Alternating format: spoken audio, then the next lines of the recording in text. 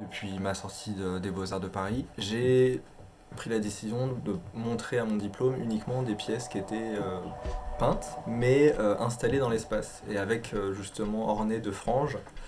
Et ces pièces, ce que j'aimais, c'est qu'elles pouvaient en fait amener le spectateur à d'autres imaginaires. Et du coup, plutôt l'imaginaire de la parade, de la procession, justement issu des Caraïbes, issu d'autres géographies aussi que peut-être l'histoire de la peinture occidentale européenne. Et ça, après, je l'ai développé de plus en plus. Donc effectivement, j'ai commencé à faire des drapeaux, des bannières frangées, des pièces qui commençaient à pouvoir se porter. Je commençais à être intéressé à avoir une espèce de peinture en volume quasiment. Et du coup, ce rapport hétérogène à la peinture, il est très présent ici. C'est-à-dire que on a des choses imprimées sur tissu, en décalage.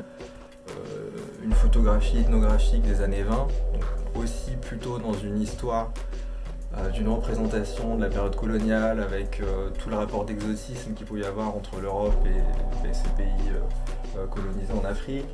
On a une peinture italienne de cour, donc c'est un bronzino pour celle-ci. Et cette figure médiévale de dragon que j'ai récupérée dans des calligraphies. Ça, c'est un œil humain, donc il y a toujours des petites... Et cette notion du collage, elle est très présente ici, parce que du coup, on a du tissu, on a du cuir, on a des parties nobles de cuir, notamment les parties de l'armure. Et puis après, il y a tout ce travail de couture, où effectivement, je joue encore cet aspect ornemental avec les ajouts de passementerie et d'accessoires. Pour moi, j'ai grandi en banlieue où d'un seul coup, la présence du graphe, par exemple, a pu à un moment donné avoir un impact sur mon regard, sur le choix des couleurs.